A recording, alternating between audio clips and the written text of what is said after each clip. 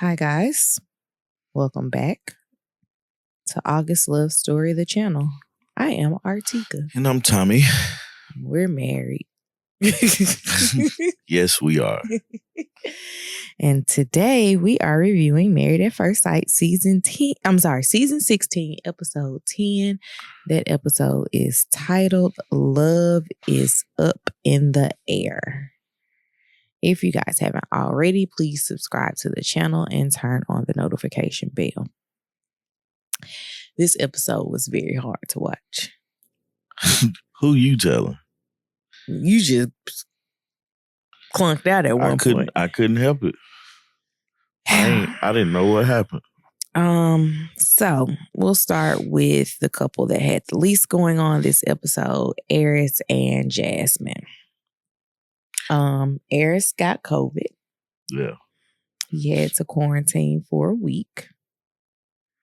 And Jasmine bought him some soup during said quarantine. Mm-hmm. I was like, that's the second husband to catch COVID during filming. Who was the first? Zach. Oh. Yeah.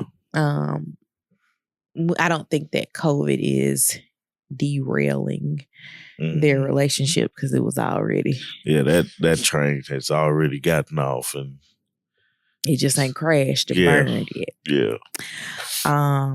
So Eris has decided to tell her that he appreciates her, that he is going to give Duchess a bath, which I was confused about him giving Duchess a bath because in that same scene, she said Duchess is going to the groomers this week. Yeah. I mean, like, it's the thought that counts, but I'm assuming he didn't clean her the way that she wanted him clean. That ain't something she does. It's almost like,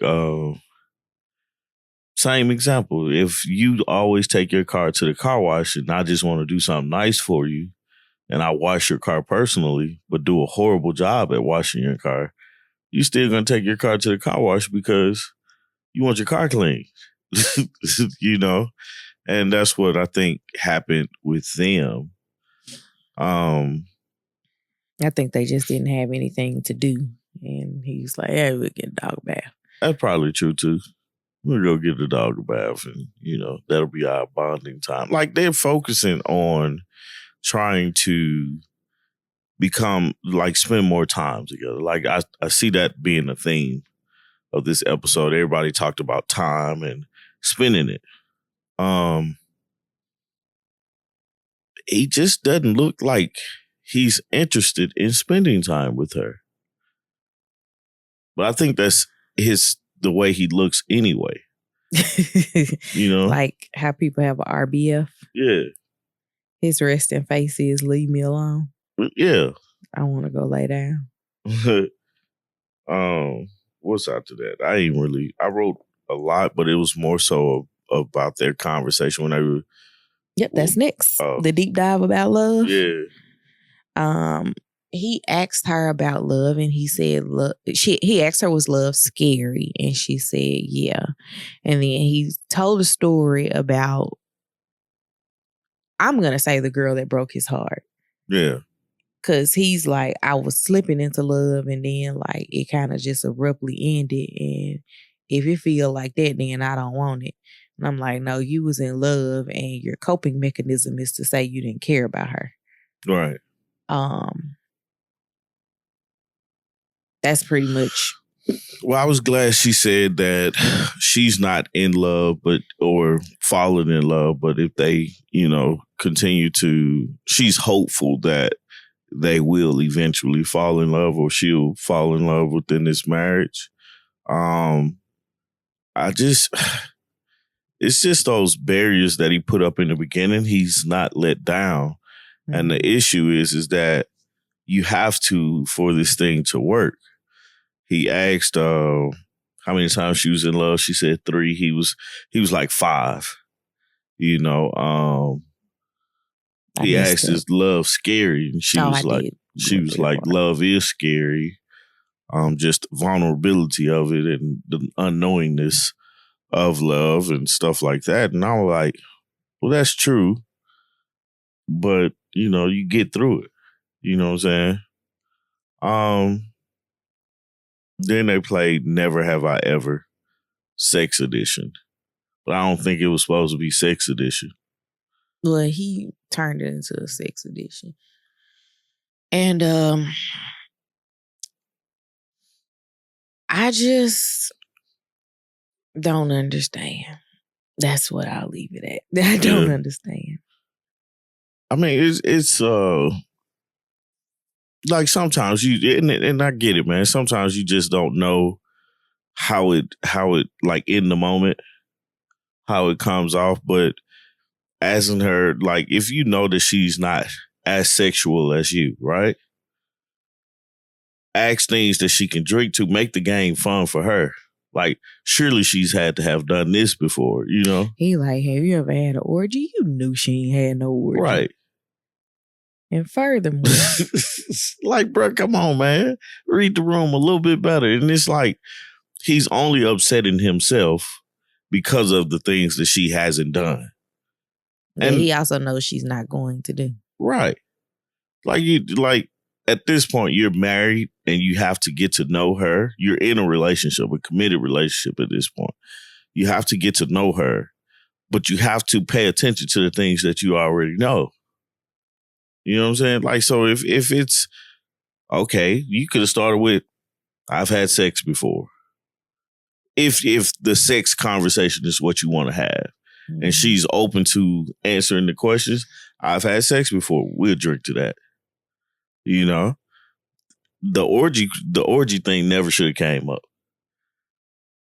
It's only a handful of people that know other handful of people that had orgies before. And most of the time, they was participating together. Right. That's how they know. That's how they know, The have she ever kissed a girl before? Like, that's a okay, cool.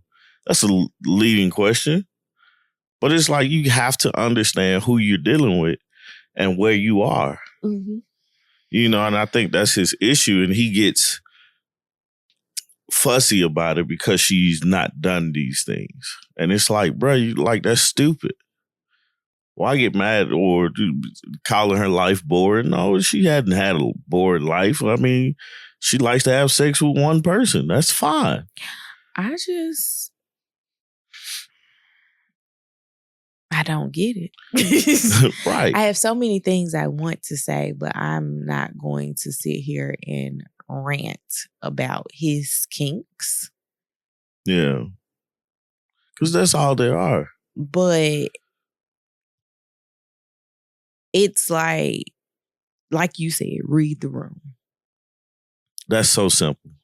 Because it's not that the rant is about the fact that you've done these things, right? The issue is that you're trying to make it seem like she hasn't lived because she hasn't. And it's like, that ain't everybody's story. Let it go, brother. Right. Let it go. And it's just, for me, it's immature because it's like, you're old enough to understand, okay, she's not as sexually advanced as you are. Mm-hmm. Or sexually as, I don't know the word, but she's not as kinky as you are and not open as you are when it comes to sex. Find out what she's done. Mm-hmm. I'm not going to yuck your yum, but chill out. Right. So, I don't know, man. She was turned off from that conversation. And it's a sense of not trying. In my eyes, it's like, I want you to try harder to be in this thing. But if you're just sitting up there saying things, knowing the answer to them, that's not trying to me. Right. So. Next up, I have Clint and Gina. So Clint video chats with his mom, who is apparently an entrepreneur. And he asked her questions about her career impacting her romantic life. Yeah. I don't know why I thought Clint's parents were married, but I guess they're not. Yeah. I didn't know anything about Clint's parents. I don't know. Anywho, she tells him that, you make time for what you want. She's like, I can take off whenever I want from my business. Because he was talking about her like traveling and going up to New York a lot and all that. And I'm like, it depends on where you are in your business as to if you can do those things. But then I also look at Gina is kind of like my stepdad in the regard of he got a job, he gonna work, and he gonna tell you about it. Yeah. That's true. His mom also said that in the beginning, it's a I gotta be there thing. Like, so she's explaining to him like, hey, eventually she'll get to this point, but right now she probably is like in the mindset of she has to be here because she's trying to start it up. And also, I don't know about how her salon is set up, but in black salons or beauty shops, because that's what we call them. Oh yeah. If you don't work, you don't make any money. Right. It says that in the Bible. If you don't work, you don't eat. Ain't that it? You don't grind, you don't shine. But no, there are I mean, I know that there are salons that, you get vacation and PTO because everybody pays into things. Yeah.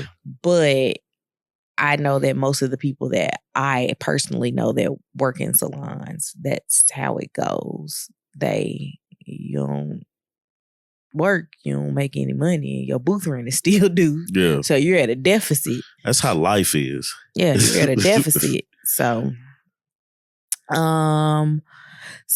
they get an activity for support conversations, and Clint shares with her, or not support, but being supportive and finding out more things about each other. Clint shares that he had an ex-girlfriend who got pregnant and she had a miscarriage.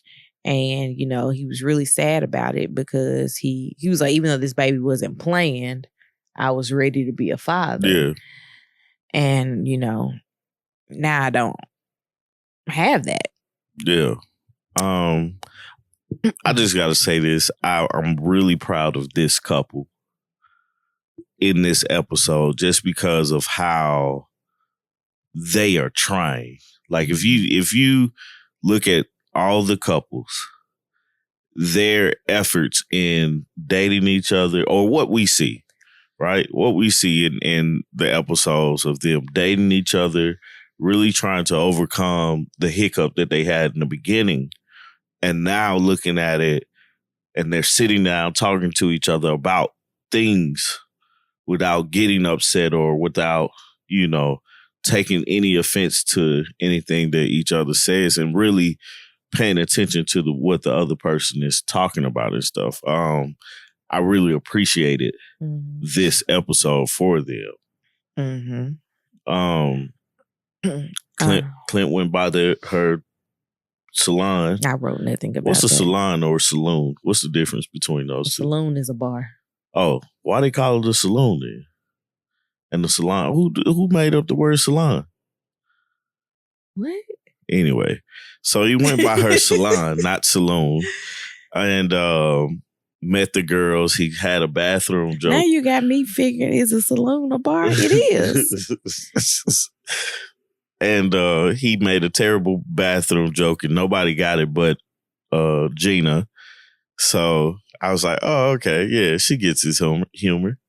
Okay, I was right. What? A saloon is a bar. Yeah. And salon is a hair place. A place where you get your hair done. Yeah, so he met her stylist at the bar. I mean, not at the bar, but at the salon. Look at me. I'm thinking about a bar now. And, everybody seemed to have liked him, even though they didn't get his joke. Well, the thing is that Gina was making the joke a thing so that everybody would like see it. And the other girls were like, yeah, that wasn't funny. So I was just going to keep going. That other girl just like completely ignored what he did. That would have been me. Like, if I don't think the joke is funny, I just keep talking. Yeah. Like, just roll on past it. It's Clint. Yeah, I wrote a bunch of stuff. They went sailing on the Dang. Okay. And the Dang is his sailboat. And I think that was a good thing. They also went to a bull riding something. Yeah. Competition. I think that's what a PBR, not the beer. What? PBR is a beer. I know that, but what is a PBR? Professional bull rider. I did put that. Yeah. They went on a date and then I put they went sailing and then I put they went on a date. Yeah. I thought that was pretty cool about the selling, just because I think it's amazing when they get to see each other in their element and how they adapt to it. Like he was showing her how to use the sailboat, what to do, and letting her participate because it brings you guys closer to each other when that's what you need, and everything has to be in you're on a time limit now, But she also can understand because sailing is something for a person that has a lot of leisure time. Yeah. Because what else are you doing on this boat? Right. It also helps frame the timing that he'll be gone doing things. It's kind of like if you've never, I'm using the grocery store as an example. If you've never gone to go shop for groceries, then you don't know why it can take a person an hour to go to the grocery store. Yeah. But if you go with them one time or 2 or 3 times and you see how long it takes, then you'll never be like, they're going grocery shopping.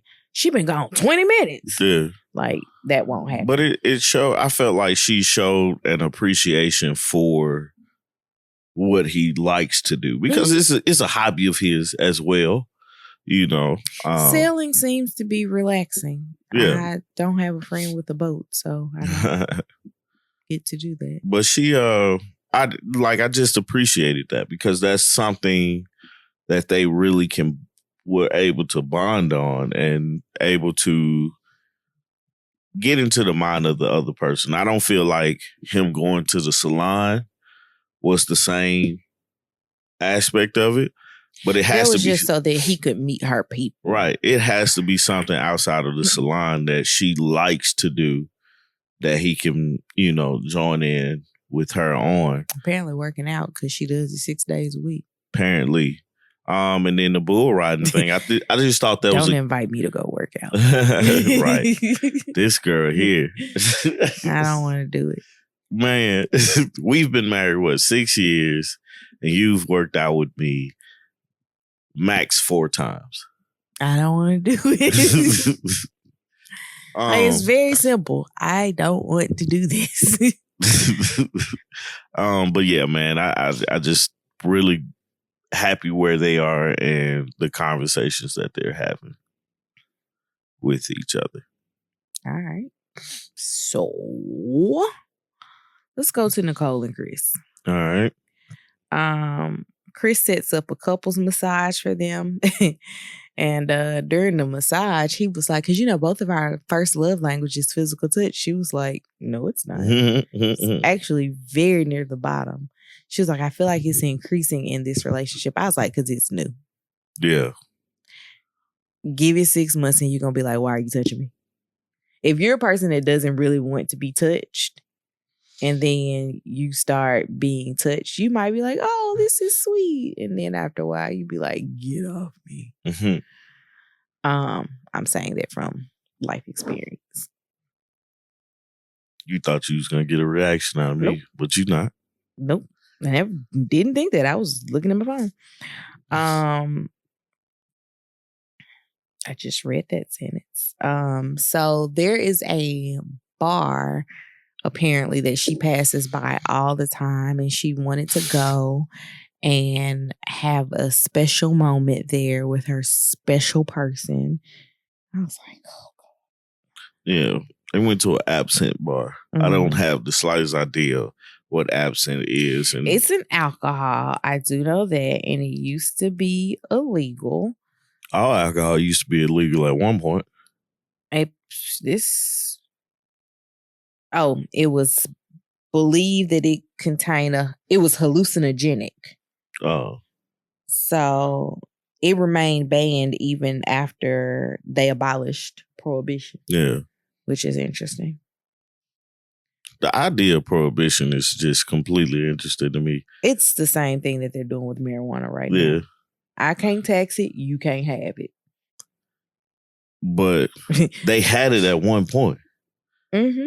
And then they was like, no, you can't have it anymore. Mm-hmm. It's part of the moral majority. Bring it back, bring it back, bring it back. Because that's the thing with that I believe. Like, I am not a person who smokes, right? Mm-hmm. But I believe that the marijuana industry not coming in and making as much money as it can is moral majority. Like, it's a morality thing. Like, no, it's illegal. And it's like, if you make it legal, it's not illegal. Yeah. And then on top of that, it's because they would have to overturn a lot of convictions, and that levels playing fields again. Yeah. So yeah, I'll get off my soapbox about. Yeah, I could talk to you all day about marijuana just because Colorado made was it $1 billion? Yeah, first year one. $1 billion in taxes. Year one. Right. They paid $1 billion just in taxes now. Now, I'm going to tell you, I better not go to Colorado when the roads messed up. Man. Because I'm going to be mad. Everything should be great out there. You know? But that's, I'm just like, all I'm saying is when the South gets a hold to it. The South has gotten a hold to it. They just don't want to prosper from it. No, I'm saying when they say, hey, it's open.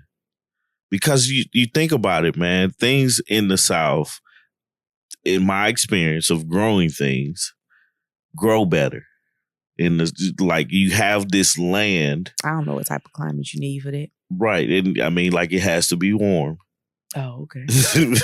You have this land that in a warmer climate and it can be naturally grown. Anyway, that's neither here nor there. He was like, God told us to put the vegetation here in the South. That's how I felt like he was explaining. But I'm just saying, man, it's like it's known for growing things. Mm-hmm. Anyway, that's neither here nor there. So while Nicole and Chris, back to them. That's who we talking about, yeah. While they are such a boring couple. I just want to say that. Yeah. While they're at the it was called the tasting room, right? No, they was in the bar. You looked up the name of the place. Oh, I don't remember the name. I think that was the name of it. Anyway. Green Hour or something like that. Yeah. They went there. They had a conversation about love. And essentially she wants him to be the first one to say, I love you. I'm like, y'all, we are like, it's 8 weeks in the experiment. We on week 3. Yeah. Ain't nobody in love. It's just an infatuation. Yeah, I don't understand why she wants him to say, I love you first. Like that means... I don't think they told her I love her enough as a kid or something. Somebody didn't tell her that.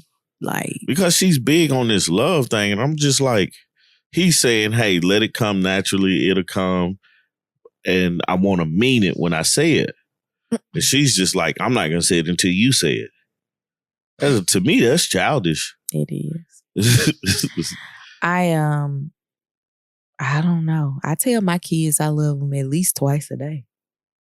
I tell you I love you every day. Yeah, but like I'm thinking through the Lily thing, and I say at least twice a day because every time she goes to sleep.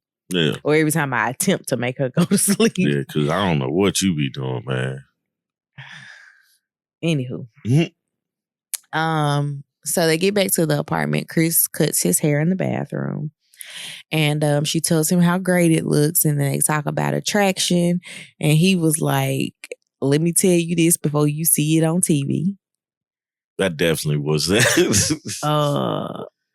When they was asking me about how you look, I was like, she a little thicker than I'm used to. And she was like, you can't say that. And I'm like, here we go back to this thicker thing. She was like, I describe myself as thick, but you can't. I'm like, why can't he use the same words about you that you use about you? Every time I said, when she was saying that, I started saying, I'm the strong one. I'm just, I don't know who said it, but Deshauna, I just can't get that out of my head. Like, she looks just like her. To me. But wait. I'm the strong one. She shouldn't have took offense to that, man. And it goes back to the thing, if they were like, she's smaller than girls that I used to date, nobody would feel away. And I used to date bigger girls than her. Like, she wouldn't feel any type of way. It's something about the fact that somebody liked someone smaller than you at a point in their lives that they can't get over. It's just that they look at that standard of beauty being one thing. And I don't know, I guess it's different for men because men are like, you have some beautiful men, but majority of men are described as being brutes. Like, there's a wall, run through it, you're supposed to, type of deal. But with women, they're supposed to be delicate, carefree, and fit this mold. But men don't have to fit this mold. It's definitely a double standard. And it's something that, it's an imaginary thing that I think a lot of women deal with, because a lot of times men just want a woman that cares about them. Nah, y'all want somebody. They want somebody that's cute, of course, but that goes into your level of attraction. Like, I also think that there's like a difference though and I'm being stereotypical, but what the stereotypical black man wants versus other races. Because the black man be looking for a girl that's thick. You be like, more booty the better. But that's not what's going on the other side. They're like, oh my God, I have a big butt. And it's like, different. But today, that's the thing that people are all trying to get. And lie about. but BBD told us, never trust a big butt and a smile. I guess that girl's poison. If she frowns, then... Yeah, I mean... Yeah, the RBF. But no, I think Chris needs to understand what her insecurities are and not play into those. Like, hey, I probably never would have brought it up. But she would have seen it on TV. She would have saw it, but by that time, it would have been a decision made. Or that was a conversation we would have had. He probably also told her, because after she acted a fool about a picture that she posed for. Let me go on and tell you what happened. Let me go on and get this out to rip the Band-Aid off. Let me tell you what had happened. But because it had happened. It's just a thing of you kind of gotta like be prepared for mentally for her insecurities and when they come up, because you don't know all of them, but you know that's one of them, and he has to fight that harder to make sure that her insecurities is not blocking them from growing into love and growing into where they want to go, I think. You got anything else for them? No, that's it. All right, so last couple is Kirsten and Shaquille. So Kirsten video chats with one of her friends and talks about Shaquille never being home. She said he's on campus hosting late night events. And I was like, did we have late night events on campus like that? I don't know. Like, if the event started at 7 or 8, it's going to go to about 9 or 10. She said she went to sleep. I don't understand why she just didn't go with him. Because that would be her putting herself out there. as I discussed with you, I think that Kirsten has gotten a pretty pass for the majority of her adult relationships, and she's not had to do a lot more than just be pretty. And that's an issue that we'll get to in a little bit. Actually, we can just go ahead and jump into it. When they sat down and had their little blindfolded spa day and talked, he was asking her questions about herself, and she was like, it's a lot. And then when he asked her, okay, well, tell me something, she was just like, I can't think of anything. What's your thing? Because I have a thing with that. That whole that piece right there, I feel like Shaq failed miserably. You explained to me why you thought he failed. That you can tell the people. Yeah. Go ahead. Oh, you want me to do it now? Yeah. Oh, okay. I got you. Now, when that came up, and she was like, because before that, he explained to her that his insecurities was about him. He has insecurities. He didn't play sports as a guy as a kid growing up, and the bald head was a thing, and so he had to learn how to express himself in a different way, seeing that he likes likes flowers and and all this stuff and all that. So he had to express himself in a different way. Growing up with his mom being a single parent, not understanding what love was or how to be loved and stuff like that. That was in a different section, but all of it ties together. I'm sorry, we talking about them in general. Yeah. So it's like he explained all of those things off of that one question of, tell me something I don't know about you, right? So he even touched a little bit on him having imposter syndrome. Did he? Yeah. That's something I deal with. And I learned something new about you in that. You did. That moment. You did. And I thought you knew it. Man. I always thought it was your sister in that bus. Nope. It was something else. So when it came to Kirsten answering the same question, you could tell that she was going through, I can't tell him that. I can't tell him that. I can't tell him that. I don't know what to tell you. So Shaq seeing that that's what's going on, knowing that she has a guard up, let me lead this a little bit better, and saying, hey, tell me about a time growing up. I get what you're saying, but at some point that has to be exhausting. I mean, at some point it has to, it's gonna stop if she truly likes him. Right. Because the thing about it is what I think was happening is, yes, she's had a pretty past, right? And so in having a pretty past, you don't have to try in a lot of instances. But the pretty past for him, she's understanding. And this what makes me think she likes him, likes where they are and stuff like that, is she wants to try, but she still can't help herself, and it's a sense of not knowing how to have the conversations that she wants to have. The easiest thing could be is, what was one of the most embarrassing moments you had in your life? And for me, that feels like an icebreaker. And I mean, I get that's technically what it is, but I don't feel like I need to be doing icebreakers with my spouse. Well, I'm just saying, it's essentially you knew that conversation. He could have asked anything.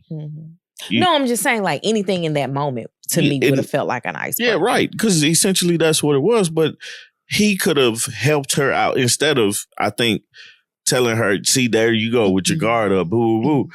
I don't think that's helpful to them growing together, in my opinion, in my expert opinion. Okay. I understand exactly where you're coming from. I get it. I can see both sides of it. Yes, he could have asked a specific question to help her out. These little conversation cards that we got, they need some of them. They definitely do. Because that could help them facilitate a question. It could literally be every night before we go to bed, answer a question. But she's got to actually take the time to answer the questions. She has to figure out how to trust him. Right. Because that's why that came up. Mm-hmm. You know, it's a lot of stuff that you know about me that nobody else knows. Right. Because I truly trust you. Mm-hmm. And it's a thing of like, she has her guard up and she has to let that guard down, but he also has to encourage her to let that guard down. Mm-hmm. Doing the things that they were doing, yeah, that's her letting her guard down, but it's still a matter of certain things she's just not letting go of yet, which I can respect, but it's like, help her out. Don't fuss at her, because who likes to get fussed at? Mm-hmm. Who likes to get told what you're not doing? You know, everybody wants to hear what they're doing right. Nobody wants to hear what they're doing wrong. And it's in that moment. At least not all the time. Yeah. But like, find a way to, what do they call it? Compliment, critique, compliment. Yeah. Like, give me a cookie. Right. So it's you want a cookie. But I mean, I want a cookie too. But okay, Tommy. That's a squirrel moment. But it's I just was like, man, come on, Shaq. Don't, if you want her to open up more, this is a vulnerable moment that you know that you got her to, you know, she's gonna open up. She just don't know where. Mm-hmm. It's almost like, for me, like when I see a bunch of words on the screen, I don't want to read it. You know, like it's way too much stuff. I'm not laughing specifically at what you said.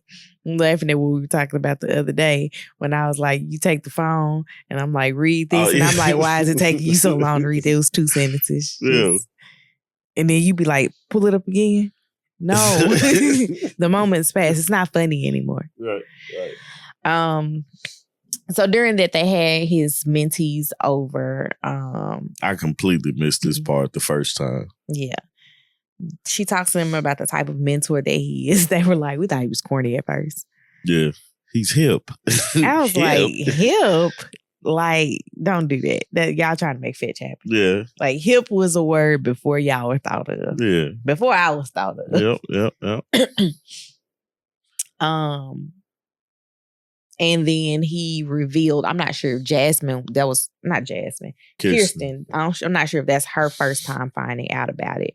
But he did mention that he got a job offer and he declined the offer because he was thinking about his wife and like trying to plant roots somewhere. He was like, it would be a great opportunity for what I want to do, but I'm not going to take it because I'm trying to figure this out. She was like, I don't want you to resent me. And I was like,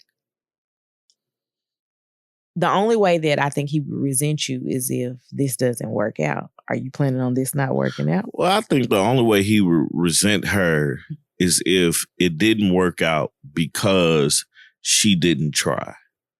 And her actions, the spy, I want to be around you and stuff, those are, for me, those attempts of trying. But what he's looking for is a deeper conversation, because it's easy for him to talk about the things that he wants to talk about, like his past. It's easy for him to talk about those things, but it's harder for her for whatever reason. She has some trauma that she needs to unpack. That's why I think the resentment would grow, is if she just didn't try and he like, dog, I did this, did that, and it didn't work out because of, you know, I don't know enough about her. You know? Mentor was like, I was worried that you was gonna be ugly. Right. That's fair. Because they walked in, they was like, okay, mentor. She a baddie. I found it interesting that he had never shown them pictures of her. I do too. I mean, like, they probably saw a picture of her. They had to.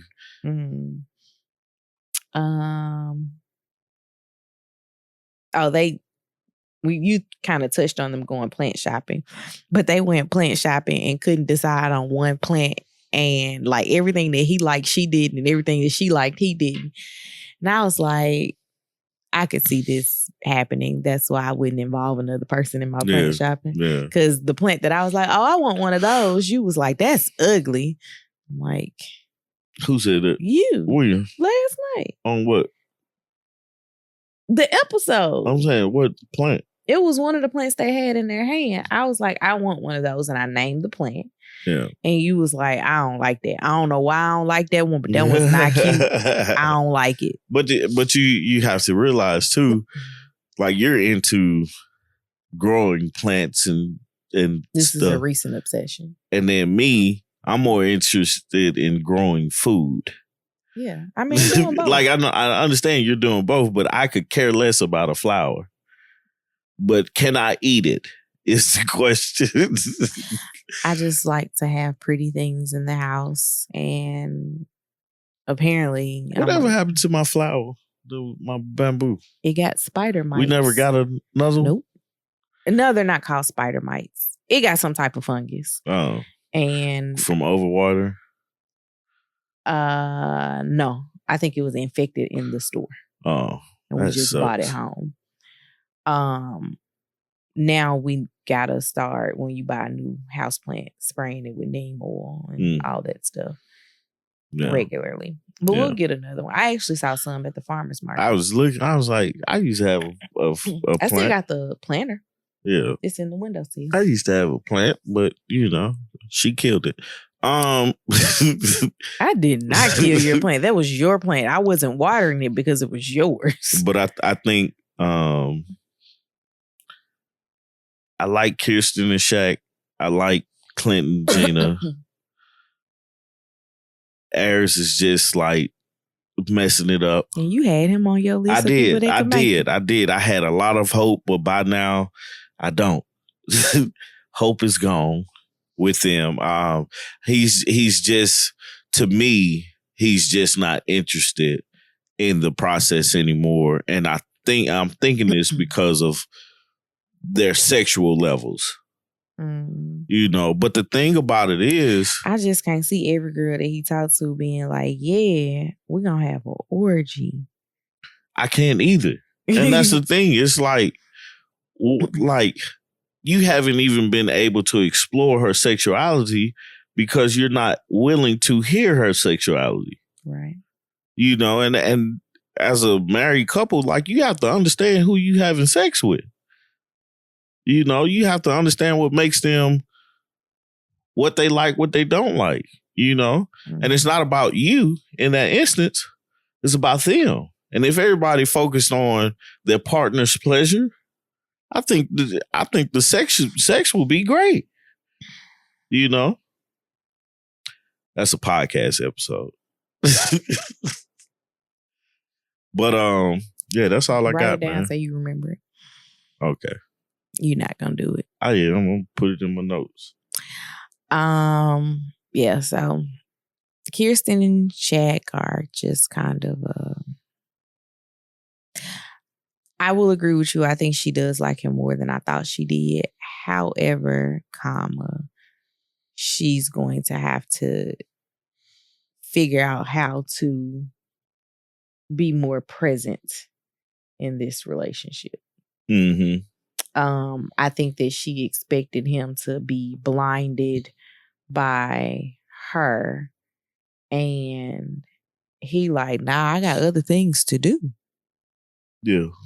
And she's like, oh. Yeah. How dare you? So now I gotta actually work at this? Right. So, but I think that's the thing when it comes to marriage that people don't realize when we say marriage is hard. Mm-hmm. As Kevin says, marriage be hard. And those are the things that you have to run through, because you have to check yourself. Really go through your mental and say, hey, is this something that can I fully trust this person in releasing this bit of information? Mm-hmm. How messed up or how good it may be, and you have to fully depend on another person where you've been working on this thing called life by yourself. Now you have a partner. And you have to look at it that way. So those are the tough ins and outs that that a person can't explain to you before you get married. But it's just something you have to go through to truly understand what type of work you have to put in. I think so. All right, man, let's get on out of here. All right. You have a question? I don't have a question. All right. Well, I don't either. If you guys haven't already, please subscribe to the channel, turn on the notification bell, and comment down below what you guys thought of this week's episode. We'll see you guys tomorrow morning at 8:30 for the coffee break, 8:30 Eastern. And Sunday, I think at 3 Eastern with Jack and Glenn on their channel. Yeah. And then all our little other things too. You know? Let's not do that today. Yeah, all our little things. What? That's it. All right. All right. Bye, y'all. Peace.